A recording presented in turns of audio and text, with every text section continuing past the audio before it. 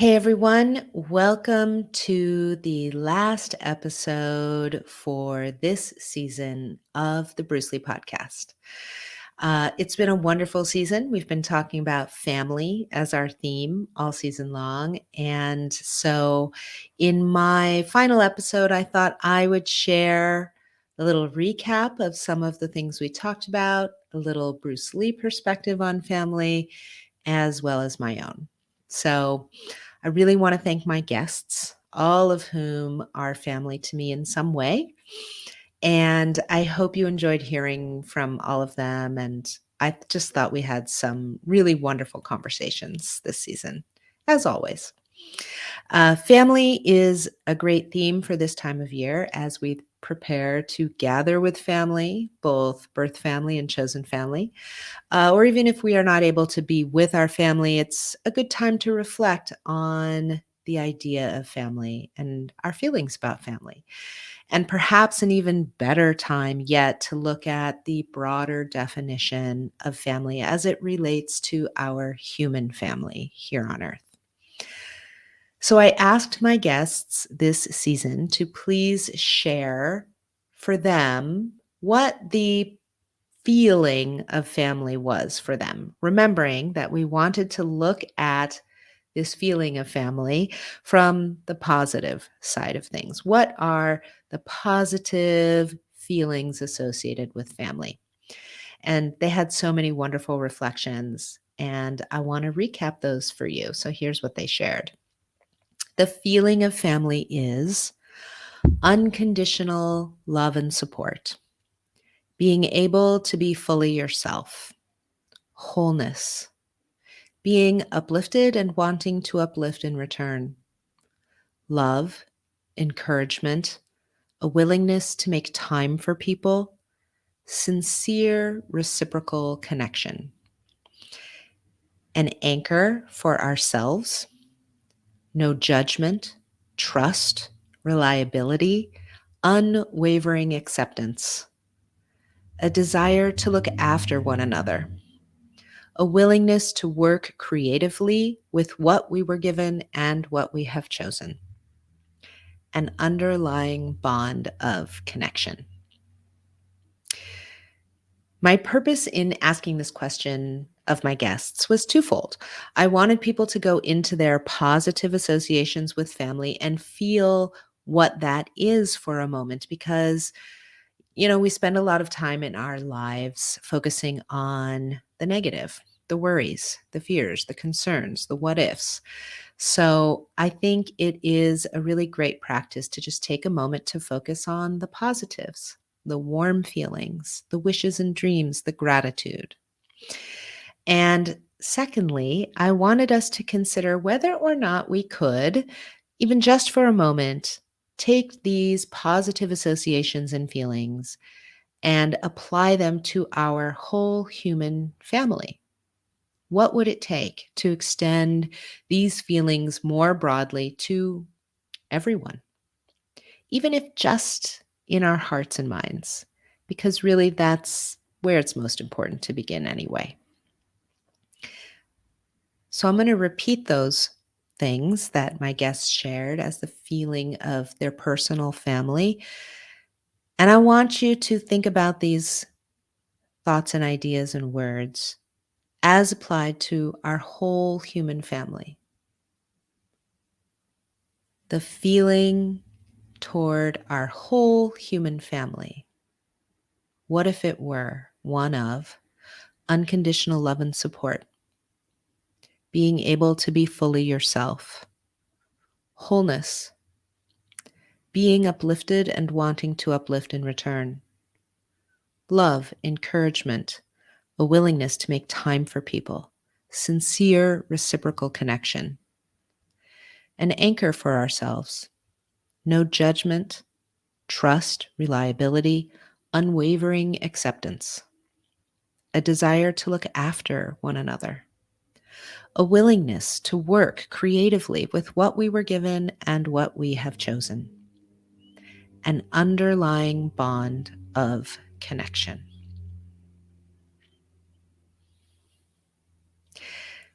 So let's empty our cups for a minute and zoom out with me, if you will.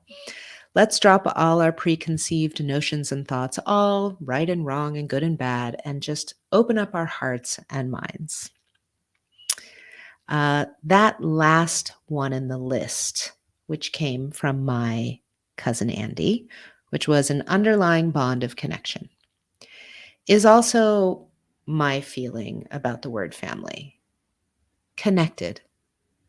My family are people to whom I am undeniably connected, people with whom I share something. And so when I look broadly at the word family, isn't that just it? That no matter your relationship with your family, whether it's good or bad, don't you feel undeniably connected to them? On the positive side, that is a feeling of enjoying them because you share a perspective or some common ground or a similar love or a way of being. You feel good and warm and joyful around them most of the time. Now, on the negative side of our feelings about family, oftentimes that undeniable connection brings us a lot of discomfort, mostly because it is an undeniable connection. We feel that even if we sever ties with some people in our lives, that we are still somehow of them. There's still some shared bond, even if it's in the past. And we can spend a lot of mental and emotional energy analyzing this connection and wondering why it exists, what it says about us, why it is the way it is, and on, as we struggle to find some peace around it. And that peace can be challenging because of the connection, the bond. Why these people? Why this experience? So, why do I bring this up? Because I would like to ponder what it would be like to stop denying that sense of connectedness to our broader human family. To feel that this bond is one that is undeniable, that it is there regardless of how we feel, that it is a bond that cannot be severed no matter how much we may want to, and to consider what it would be to attempt to be as thoughtful about our whole human family as we are about our personal family, and actually give the same amount of positive feeling as well as active struggle around finding our peace. That we ponder with regard to our whole human family. Why this experience? Why these people? Or even just why people? What is the purpose of all of these people? Do we really believe that what we are meant to learn here as our populations increase and our world gets smaller and smaller is how to destroy or hate one another without looking inward at ourselves? When we wish the world were different, isn't it a desire for acceptance, a desire for love, a desire for peace? My father said the oneness of all life is a truth that can be fully realized only when false notions of a separate self, a self whose destiny is considered to be apart from the whole, are forever annihilated. So, how do we start? My second question of my guests this season was for them to share some thoughts on how we might bring our human family together. What what could be something we could do to help our human family feel more like one family? And here's what they came up with: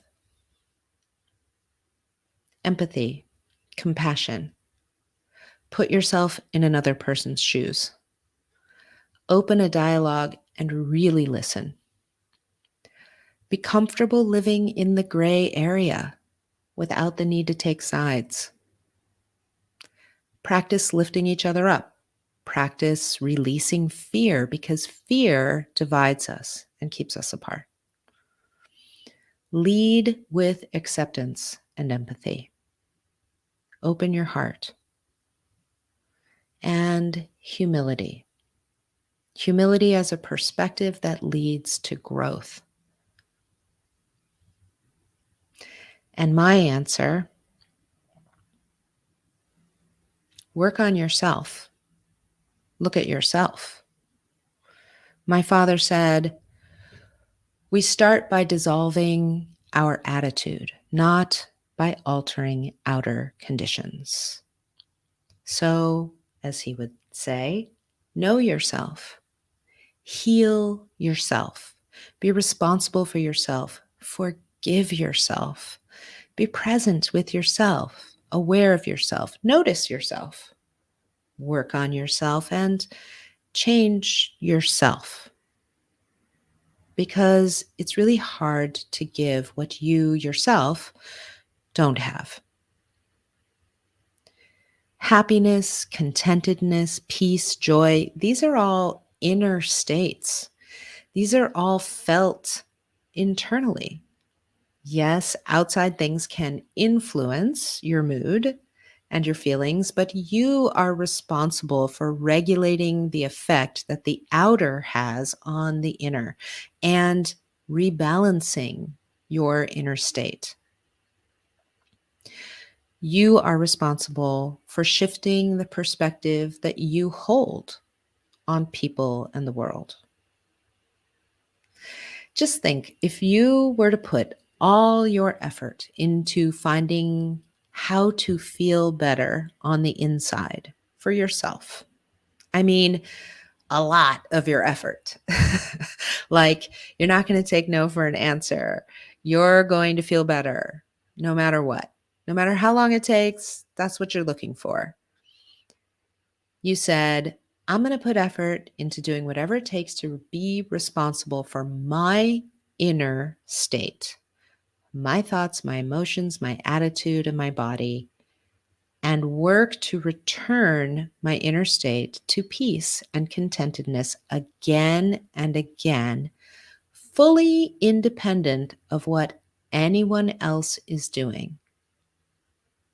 You would change your life, and the world would change. If you could ask yourself, how can I view what is happening and what I'm feeling right now as something for me to work on or for me to let go of, not anyone else.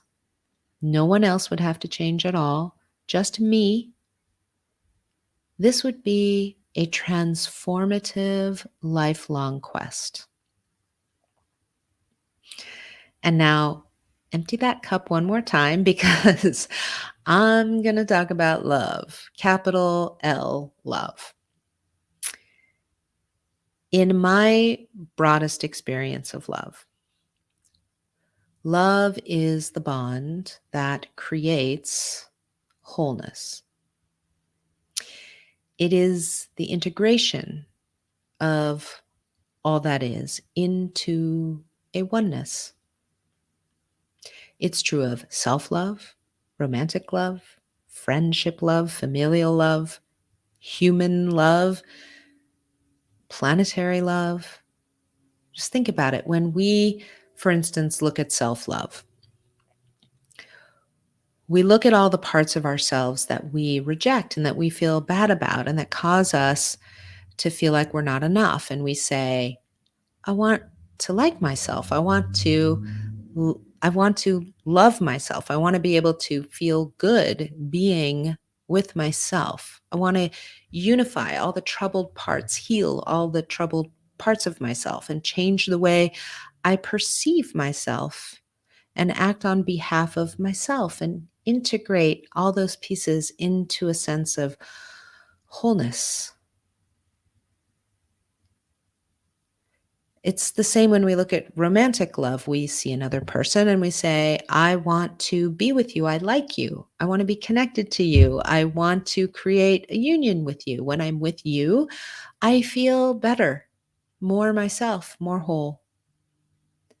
And so I'm just saying, like, take that idea and expand it further to our whole human family. And perhaps just keep going with it until there's nothing outside of it. It doesn't mean you have to feel a certain way about every single person. You just recognize that there is a shared bond that cannot be severed. Because if you do attempt to sever it, you're losing a sense of wholeness. We may need to be away from certain people in our lives because it's healthier for us to do that. But we know they are out there and we wish we could be safe with them and we wish them their own healing. That's enough to know that the bond exists, to know that it would be better if we could see eye to eye and to wish them well. My father said, "You know how I like to think of myself? As a human being, because under the sky, under the heavens, there is but one family." And so, if we can accept that love is the bond that makes us whole, if it is the connection that exists, regardless of space and time, and if family is connectedness, an undeniable bond, then family is love. Love is the oneness of all that is. And to love is to attempt to form a connection with all that is. I see it as a river of light that flows through all that is, all of creation. It cuts through empty space and touches everything. And what does light do? It helps to reveal what we could not previously see.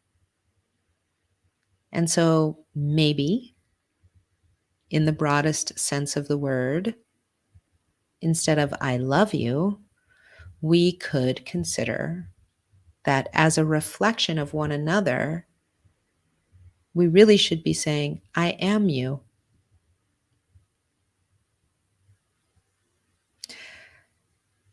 My father said, "If I say that everyone under the sun is a member of a universal family, you may think that I am bluffing and idealistic.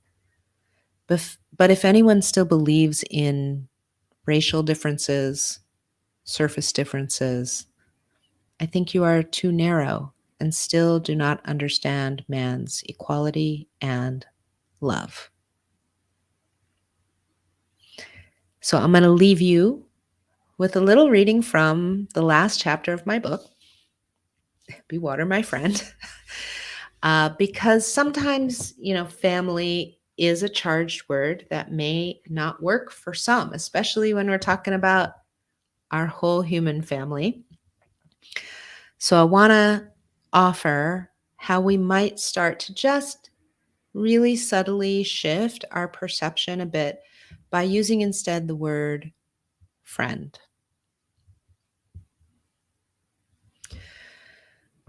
We are each a creating and expressing entity with our own unique voice and our own unique signature, and we all exist within one family. One. My father used the words "my friend" often in his writings. Go bravely on, my friend. Walk on, my friend. Be water, my friend. Not just as a sweet sign off, but actually as an extremely important and vital bit of humanity, warmth, encouragement, and unity. The words "my friend" are an arm around your shoulders. It says that he considers you a person with whom he shares a mutual bond, someone he wants to make a connection with. We've talked a lot in this book about the totality, seeing it all, taking it all in, not judging, not dissecting reality into compartments, being engaged and active in relationship, being aligned with nature, going with rather than against an obstacle, changing with change, collaborating rather than competing, creating from the place of nothingness where all options are open and all possibilities are available. Well, our fellow humans make up that totality as well. And we want to approach them with the same understanding, care, acceptance, and compassion that we are learning to show ourselves. My father said if every man would help his neighbor, no man would be without help. I'm not one of those guys that can brush people off. Besides, I feel that if I can just take a second to make someone happy, why not do it? We hear the words compassion and empathy and unconditional love a lot, and they are good and noble words. But maybe if we start more simply and with something more common that we all have access to, like the word friend, it could be a path that would eventually lead us to those noble qualities more easily. To set the intention and take the energy of the word friend or neighbor or even acquaintance and let that energy permeate your interactions could be a major shift in the way you approach the world. Of course, it will have its own challenges as you are faced with having to practice that intention of friend or neighbor with everyone and not just with the people with whom that is easy to do. But if we are here to train ourselves into our fullest potential, then let's train toward acceptance, compassion, and friendship. For under the sky, under the heavens, there is but one family. Happy holidays, everyone. I wish you well, and I'll see you next year.